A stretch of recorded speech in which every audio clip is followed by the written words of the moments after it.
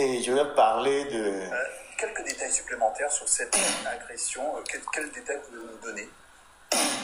Il est 19h exactement, j'arrive devant chez moi, j'égare la voiture, je suis descendu de la voiture et je récupère les colis qui étaient dans la banquette arrière, je reçois un grand coup au niveau du visage, je tombe, le temps de revenir sur moi, il y a 7 ou 8 personnes qui s'acharnent sur moi avec des armes blanches, etc. Et je regarde à l'intérieur, je vois quelqu'un qui a un couteau, fort heureusement pour moi, je suis un peu pratiquant de arts martiaux, j'ai réussi à me mettre debout et à fuir, et il y a aussi des voisins qui sont sortis pour me sortir de cette situation. Donc, et aujourd'hui, avec les informations à notre disposition, on se rend effectivement compte que c'est un commando qui est organisé parce que la plupart des gens qui m'ont attaqué sont des gens qui ne vivent pas dans cette région. Donc, la personne, par exemple, qui a été arrêtée, c'est des gens qui vivent à des centaines de kilomètres de là. Donc, ils ont été recrutés, organisés, ils m'ont certainement suivi et on leur a donné mon itinéraire, mon adresse et pour venir monter la vie. C'est bien triste. Alors, comme je vous dis encore, ce sont vos propos. Hein. Vous parlez de dictature, vous parlez de commando, ce sont des termes quand même assez forts. L'enquête en Belgique... Évidemment, l'enquête est en cours. Ne vous gênez pas, ce sont mes propos. Moi, je suis responsable, je les assume totalement et je suis prêt à les démontrer et à leur dire 10 000 fois si j'ai l'occasion. Et vous êtes aussi journaliste, vous savez effectivement que nous devons aussi faire attention à ce qui est dit sur l'antenne. Libre à vous, hein. Les propos qui sont tenus ici n'engagent que leur auteur. Je suis responsable de ce que j'ai dit, j'assume totalement ce que j'ai dit. Je voudrais les répéter 10 000 fois. Le Congo est dirigé aujourd'hui par un tyran, par un dictateur, M. Tshisekedi. Il y en a qu'à regarder la gouvernance qu'il y a dans le pays. Mais donc l'enquête est en cours. Les autorités belges ont diligenté une enquête.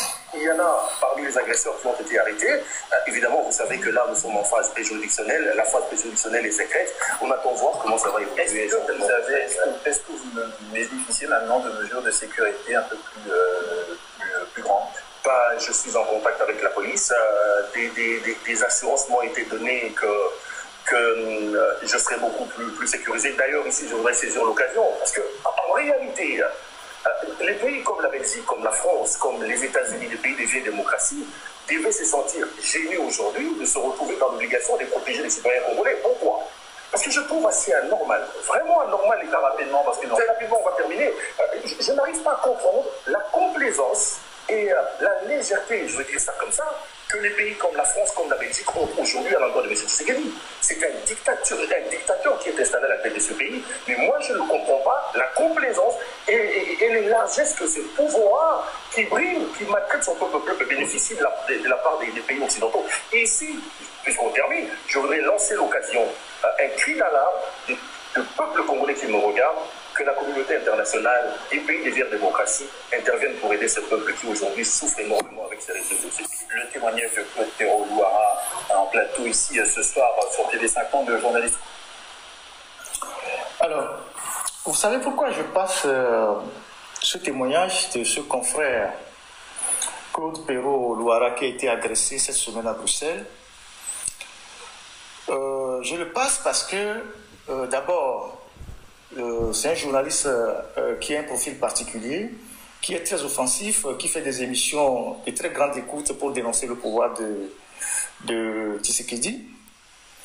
Et tout porte à croire, comme lui-même le dit, que ce sont les gens de Kinshasa qui ont envoyé, qui ont recruté des loupards pour l'attaquer. Je le dis parce que je vais parler d'un journaliste togolais, sans citer son nom, pour vous montrer ce que les gens sont capables de faire dans l'ombre au Togo, contre leurs propres frères ou confrères. Je vous avais dit dans plusieurs émissions que tout ce qu'ils font là-bas à Lomé, je suis toujours au courant. Il n'y a pas très longtemps, ils étaient dans une réflexion pour voir qu'est-ce qu'il faut faire avec ce Ferdinand qui les dérange tant. Il a réussi à les échapper. Maintenant, il faut, là où il est, si on peut le neutraliser, qu'est-ce qu'on peut faire? Et ils ont même dit, c'est le ministre de l'administration territoriale, Awate, je cite son nom, lui, il était un fou dans l'armée. Ce n'est pas une affirmation, c'est quelque chose qui est réel, c'est factuel, puisque il a été traité pour ça. Il a eu à dire en privé, en réunion, qu'ils vont utiliser tous les moyens pour me neutraliser, que toutes les options sont sur la table. Les histoires de mandat d'arrêt, ça c'est une première option qui consiste à effrayer les gens. Et comme ils savent que moi, ça fait le troisième, ou c'est pas le deuxième ou le troisième mandat d'arrêt, et que bon, je n'ai rien à foutre avec ça, parce que c'est pas parce que vous émettez un mandat d'arrêt que Interpol le prend forcément en charge. Quand vous êtes en Afrique, s'il y a une coopération de police à police entre deux pays, ils peuvent vous arrêter facilement, comme ils l'ont fait avec le journaliste béninois en Côte d'Ivoire, ils l'ont renvoyé rapidement au Bénin. Mais quand vous êtes à l'international vraiment, et que ce n'est pas un acte criminel que vous avez posé, pour que Interpol agisse, c'est compliqué. Parce que quand vous envoyez un mandat d'arrêt dans le fichier Interpol, avant que le fichier ne soit activé, il faut que le mandat d'arrêt soit motivé. Et généralement, les mandats d'arrêt qui ont des couleurs politiques, ça ne passe pas surtout. Et donc, moi, je garde un œil sur le fichier Interpol avec des amis à moi qui sont dans certaines structures à l'international. On essaie d'observer. Rien de particulier pour le moment. Et donc, le mandat d'arrêt, c'est une étape. La deuxième étape, c'est ce qu'ils ont fait à ce journaliste congolais. Venir ici en France, recruter quelques loubards, essayer de localiser mes mouvements, mon domicile, mes mouvements, et m'attaquer comme ils l'ont attaqué. Et parmi ceux qui participent à des réunions de ce genre, il y a des journalistes. Il y a des journalistes qui font régulièrement le tour Paris-Lomé, Paris-Lomé, alors que leurs activités de journalistes, leur train de vie ne leur permettent pas de voyager autant. Ils n'ont pas suffisamment de ressources pour être tout le temps entre deux avions. Mais Dieu merci, comme le système est très permissif actuellement, comme le système est en déliquescence, il y a beaucoup de gens qui parlent. Au moins, on a des gens qui nous renseignent, qui nous disent faites attention, faites ci, faites ça, faites attention, il y a ça. Alors, il y a l'un des journalistes qui fait partie de ces réseaux, qu'on m'a signalé et que j'ai interpellé cette semaine. Il se trouvait encore en France, je ne sais pas s'il est rentré. Et je lui ai posé la question de savoir,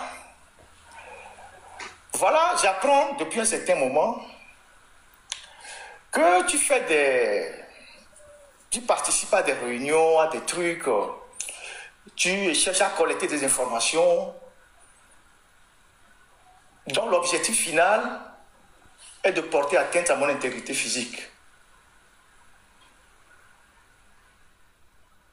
Et que actuellement, tu te trouves en France avec un groupe d'individus pour la même mission. Alors je lui ai laissé un message. C'est quelqu'un avec qui j'avais déjà eu des problèmes sur d'autres dossiers que je vais revenir tout à l'heure. Il ne sait pas pourquoi il fait une fixation sur moi. Et donc je l'interpelle. Et il met la main dans le feu, il dit non. D'abord il fait une digression. Mon très cher Ferdinand, machin, on est des frères de sang, on est ci, on est ça. C'est pas la première fois que je viens en France, je viendrai toujours en France. Je ne peux pas être dans un complot pour te nuire, machin. À la prochaine occasion, on pourra se retrouver pour boire un coup ensemble. Je peux passer chez toi pour manger à Koumé Zozo, machin. Et puis il termine par un verset biblique. Vous savez, les gens qui sont souvent dans les entreprises criminelles, qui mentent souvent, ils aiment utiliser les paroles sacrées pour se justifier. Ah, je peux te citer un verset de Coran, s'il est musulman, il va citer la Bible, il est chrétien, tout ça. Alors que c'est les gens les plus dangereux. Alors, je suis retourné dans son inbox pour lui dire, écoute, je suis très sérieux. Je ne me rappelle pas que toi et moi, on a bu un verre ensemble, ou on a mangé ensemble, ou on est parti en vacances ensemble. Voilà les informations que j'ai. Tu collectes des informations sur un de mes amis, qui est entre l'Allemagne et le Togo, en disant qu'il me donne des informations. Tu demandes à savoir qui il est, qui il fréquente, ceci, cela.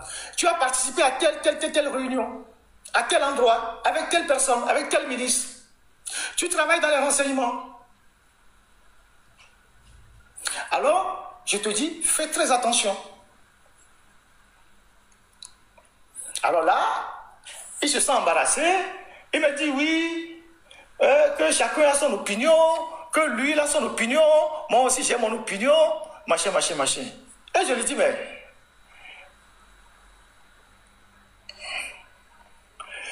mais personne ne t'a jamais dit de ne pas avoir une opinion. Si tu décides de supporter le régime, personne ne t'a jamais dit de ne pas supporter le régime. Moi, je ne me rappelle pas avoir dit à un journaliste togolais pourquoi tu supportes le régime. Chacun a sa ligne éditoriale, chacun a son opinion.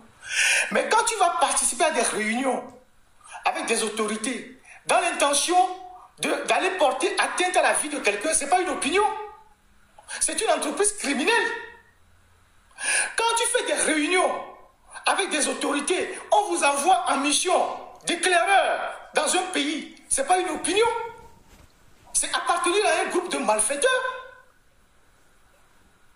À moins qu'on n'a pas la même compréhension du mot opinion. Et donc, je suis rentré dans son e-box pour le mettre en garde. Et ma conviction a été encore plus renforcée parce que, généralement, je reçois des coups de fil, un appel direct de Lomé sur mon numéro étranger. Et cette personne qui m'appelle, jamais, quand je le décroche, il ne rentre dans WhatsApp ou dans un texto pour dire Ferdinand, c'est moi qui t'appelle, décroche. Jamais. Or, je connais l'objectif de ces appels-là, la technique, ce qu'ils sont en train de faire. Et donc, quand j'avais fait récemment, quand la bande à Djourouvi devait venir ici, en France, ils ont fait plusieurs réunions avec certains ministres. Ce journaliste a participé à ces réunions-là. Ils sont dans une bande à trois, avec Afan Gbedi et un huissier. Et les trois devaient être de la délégation. Sauf qu'à la dernière minute, on ne sait pas comment ça s'est passé. Afan Gbedi les a roulés. Et lui, il est venu à la mission. Et eux, ils ont été éjectés. Et donc, à la suite de cette visite d'Afan Gbedi qui a fait flop, le bang-bang est rentré entre eux. Ils se sont chamaillés. Et Afan Gbedi a commencé à bavarder à gauche et à droite. Et donc, leur objectif, c'était de venir en France, non seulement participer à des émissions sur les médias, mais de voir dans quelle mesure ils vont faire un peu le tour de l'Europe pour activer les mandats d'arrêt internationaux. Qu'est-ce qu'un journaliste fait dans une délégation qui vient activer des mandats d'arrêt contre d'autres citoyens dans un pays étranger? C'est aussi du journalisme. Qu'est-ce qu'un journaliste fait dans une délégation d'individus qui viennent dans un pays pour soi-disant activer les mandats d'arrêt international? Encore faut-il se poser la question si c'est comme ça qu'on active les mandats d'arrêt international. C'est fort que vous pouvez tromper. Et ce confrère-là, j'avais eu des démêlés avec lui par le passé, alors que je l'avais beaucoup. Il m'avait sollicité pour l'aider dans d'autres problèmes. Quand j'avais fait le Petrol Gate sur les Adjakli, c'est eux qui recevaient des financements pour faire ce qu'on appelle dans la presse la riposte. Chaque semaine, ils écrivaient des articles pour me répondre, pour déconstruire tout ce que j'ai fait. Chaque semaine, pour me faire passer pour un menteur, ceci, cela. Et celui qui leur donnait les sous pour faire ce travail, c'est l'ami de Fabrice Adjakli, que je connais très bien, le gars, je le connais. C'est un gars qui était un maçon, apprenti maçon d'ailleurs, je le connaissais quand il allait sur les chantiers avec une truelle et une règle. Et petit à petit, il est devenu un grand quelqu'un. Je peux parler ainsi. Après un tour dans la franc-maçonnerie et tout ça. Donc ce gars, il est l'entrepreneur qui blanchissait l'argent de Fabrice Adjakli dans les projets et tout ça. Ouais, leur chantier de laboratoire pour le pétrole qui est bloqué à Goué là-bas, c'est le gars qui pilotait le chantier, et c'est ça même qui a créé des problèmes entre Fabrice Adjakli, son père, avec l'argent qu'ils ont englouti, l'argent qui a disparu. Donc ce gars, qui est devenu du jour au lendemain un peu fortuné, chaque week-end leur laissait de l'argent pour écrire des articles, pour faire des ripostes. Excédés par leur comportement, je les ai convoqués, j'ai saisi l'OTM. L'OTM, c'est l'Observatoire togolais des médias. Je pense que c'était dirigé à l'époque par Fabrice Pétési, ou je ne sais pas. Et on nous a convoqués. Ils sont venus et ils ont fait semblant de mettre la main dans le feu, tout ça. Oh, non, on ne peut pas te faire du mal. C'est notre façon de faire machin, tout ça. Et moi, j'ai dit ce que je devais dire à l'OTM et puis je suis parti. Mais plus grave, non seulement ces gens prenaient de l'argent pour écrire des articles contre la dénonciation qu'on a eu à faire de la malversation des Adjakli, chaque semaine, chez la secrétaire du monsieur qui a son bureau à Goué, à Ngokui ou bien c'est pas à Ngomé là-bas, pas très loin de Dolion. Mais plus tard, ce journaliste il est allé plus loin. Écoutez-moi très bien. Il va voir le grand frère de mon avocat qui était sur mon dossier, l'un de mes avocats qui était sur mon dossier, Maître Padé, au passage. Il va voir son grand frère qu'il connaît, il est tailleur, donc il sollicite ce grand frère, c'est un tailleur, donc il va coudre les habits chez lui. Il va voir le grand frère de l'avocat pour dire au grand frère de dire à son petit frère de sortir de mon dossier, sinon il va avoir très mal. Qu'il n'a qu'à se déporter de mon dossier, d'arrêter de me défendre, sinon il va avoir chaud. Et que les renseignements le suivent, même quand il rentre le soir à la maison, les renseignements le suivent, et qu'il risque gros dans cette affaire. Le monsieur panique, il va voir son frère, et il dit à son frère l'information qu'il a reçue. Et l'avocat voulait porter plainte parce que c'est une menace voilée. L'avocat est dans un dossier, il défend un client, et toi, tu vas voir son grand frère, tu lui envoies des menaces par circuit interposé en disant, oui, s'il ne se déporte pas du dossier de Ferdinand, et que vous le faites suivre la nuit quand il rentre à la maison, qu'il va avoir mal. C'est du journalisme.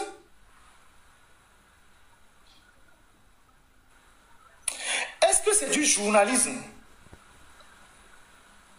Ces choses que je suis en train de dire ici, je ne les ai jamais exposées sur la place publique.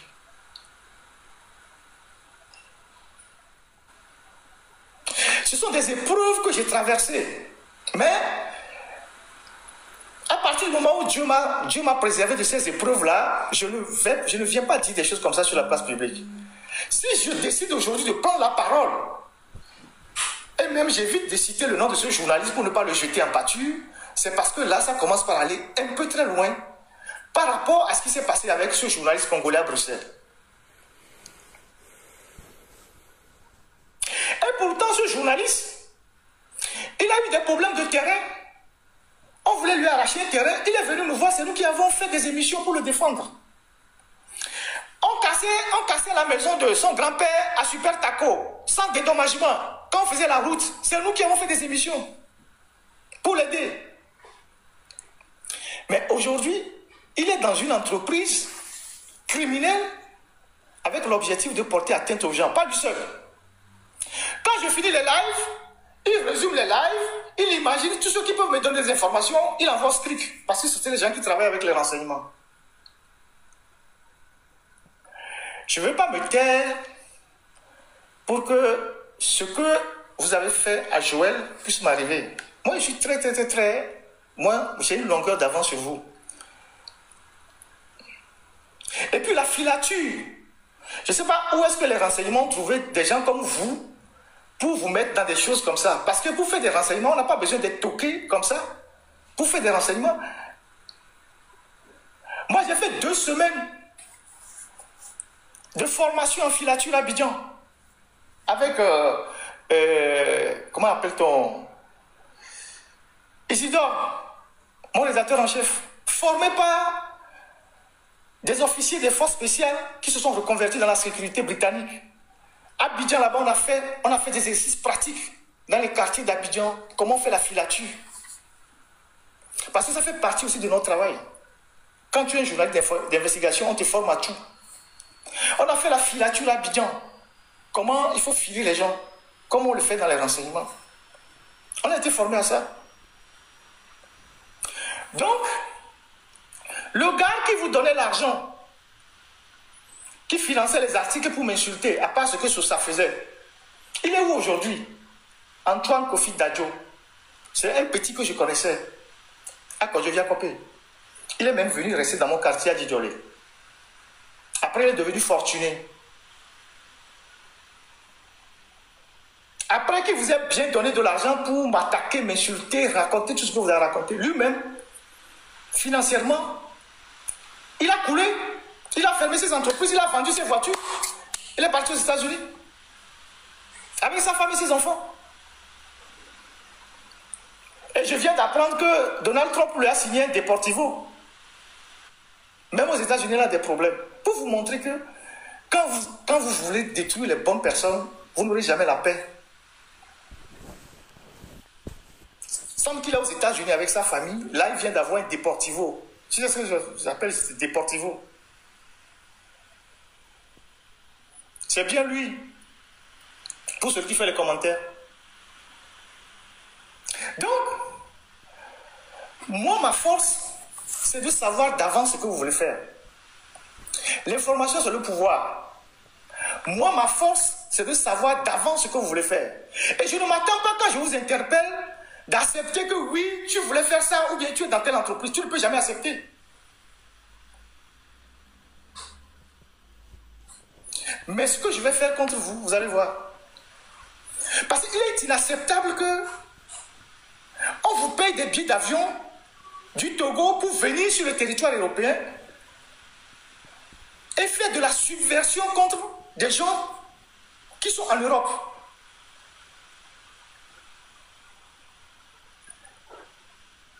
Je pense que la France est un pays organisé, même dans les autres pays, et qui n'accepte pas ce genre de choses.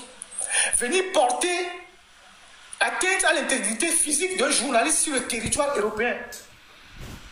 Mais là, vous allez baver, hein.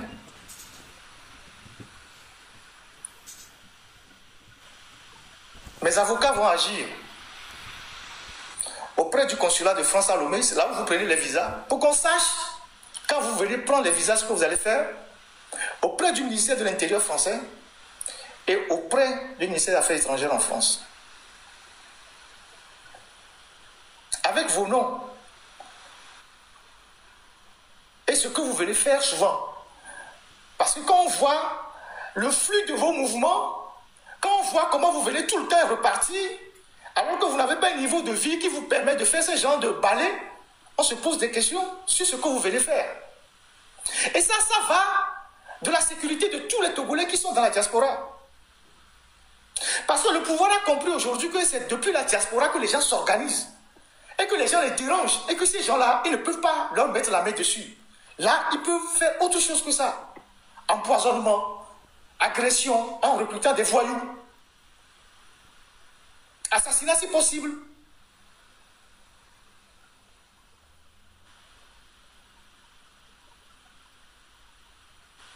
Donc, ne pensez pas un seul instant que nous on dort. S'il y a une question sur laquelle on ne dort pas, c'est sur la question de sécurité. Parce qu'on sait que même en étant à l'extérieur du Togo, on est plus en danger quand on est au Togo. Parce que là, tu peux être naïf en croyant que parce que tu es à l'extérieur, tu relâches la garde parce que tu te dis, bon, tu es quelque part, on ne va pas t'agresser.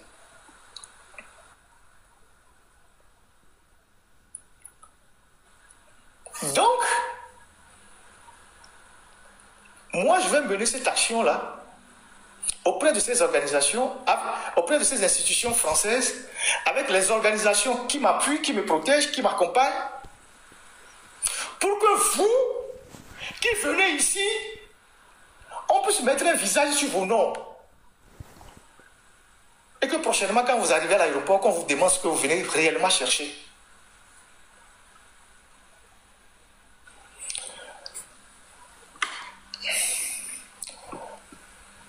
Mes avocats vont rentrer en jeu. Au lieu de s'occuper de votre métier de journalisme, vous rentrez dans les histoires de renseignement. Vous collectez des informations sur les gens, sur leurs amis, sur leur fréquentation. Vous êtes dans l'imagination fertile. Vous imaginez des scénarios abracadabrantesques. Qui fournit telle information à Ferdinand? Qui est ci, qui est ça? Quand j'étais au Togo, vous savez qui me fournissait les informations? Maintenant, quand vous faites vos réunions et que je suis au courant, vous savez qui me fournit les informations?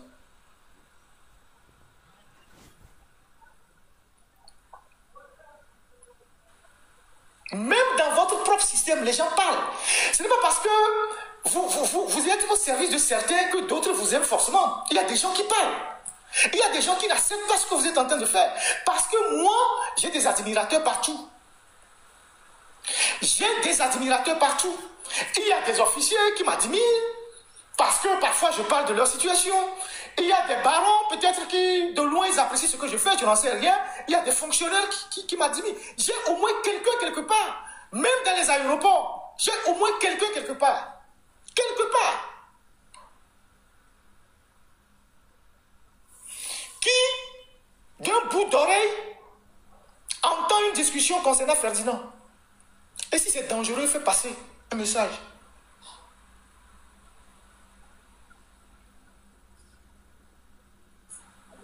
Donc, occupez-vous de votre travail. Moi, il ne m'est jamais arrivé, dans mon boulot, de chercher à nuire à quelqu'un ou de porter atteinte à l'intégrité de quelqu'un. Vous voyez quand on m'insulte sur les réseaux, là, je réponds. Je ne réponds jamais. Je ne réponds jamais. Et je ne vais même pas répondre. Parce que répondre, c'est de considérer même les personnes qui racontent ces conneries. Mais ce dont je suis convaincu et dont je suis sûr, c'est que Faure va partir. Vous n'êtes pas sûr de ça, mais moi je suis sûr. Et les Togolais avec moi, que Faure va finir par partir. Aujourd'hui, nous sommes peut-être vos cibles. Nous sommes vos gibiers. Vous êtes les chasseurs. Mais demain, s'il faut pas, vous serez les gibiers, nous serons les chasseurs. Donc, à partir du moment où moi je suis convaincu que Faure va quitter le pouvoir, je n'ai pas à vous répondre pour le moment. Vous pouvez tout dire sur moi, m'attaquer, m'insulter, faites ce que vous voulez. Mais si demain Faure part, vous serez les gibiers que nous, les chasseurs, on va chasser. C'est à ce moment que vous comprendrez la vie.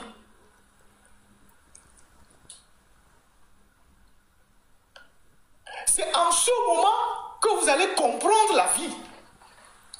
Pour le moment, nous n'avons aucune force à part vous dénoncer. Tous ceux qui sont dans les entreprises criminelles, tous ceux qui insultent, tous ceux qui attaquent, tous ceux qui diffament, tous ceux qui racontent des conneries, on vous regarde.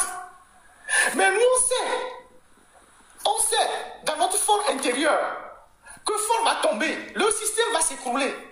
Maintenant, quand le système va s'écrouler, nous, on sera en position maintenant de vous attaquer. Et à ce moment-là, vous n'aurez plus de protecteurs. C'est vous qui allez courir comme Usain Bolt. C'est vos voisins de quartier qui vont vous arrêter. C'est les gens que vous pensez qui ne vous observent pas, c'est eux qui vont vous écraser. Oh, les pommes, le Togolais, il a la rancune tenace. Oh, les pommes, ah, mais si, mais les pommes. Et nous, quand quelqu'un mire sur les réseaux, dit, ah, moi, les pommes. C'est pas parce que les gens ne répondent pas. Parce que les gens n'ont pas le temps de vous répondre. Il y a une autre priorité ailleurs, c'est le régime, c'est Faure Gnassingbé. Vous êtes des menus frétins, vous êtes des petits trucs dans une mare, des larves. C'est quand le système va tomber et que vous n'aurez pas de protecteur, c'est là où vous allez comprendre que il fait très chaud. Et vous allez comprendre celui qui a mis l'eau dans la noix de coco. Pour le moment, prenez un peu d'argent, faites la vie, et achetez vos voitures, faites les petits numéros, faites les shows, insultez les gens. Mais pensez à demain. Et demain, c'est aujourd'hui. Pensez à demain. Mais demain, c'est aujourd'hui.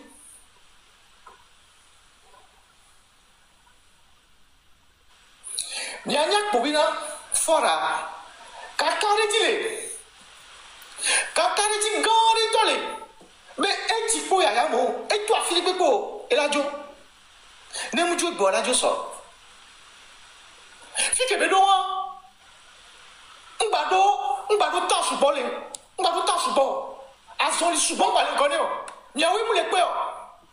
Va du coin les poètes, à mes souvent les poètes, tous ceux qui sont convaincus, ils savent que Faure va partir. Mais vous, quand il ne sera plus là, comment vous allez vous protéger? Vous qui bombez le torse, vous qui jouez les petits malins, vous allez passer où?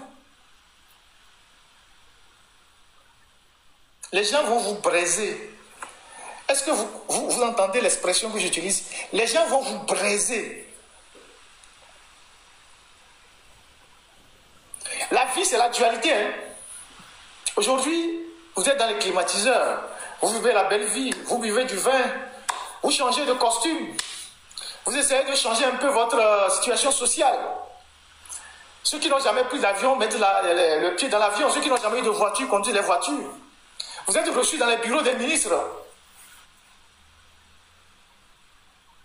Mais il n'y a pas d'avenir dans un régime dictatorial qui est en fin de vie.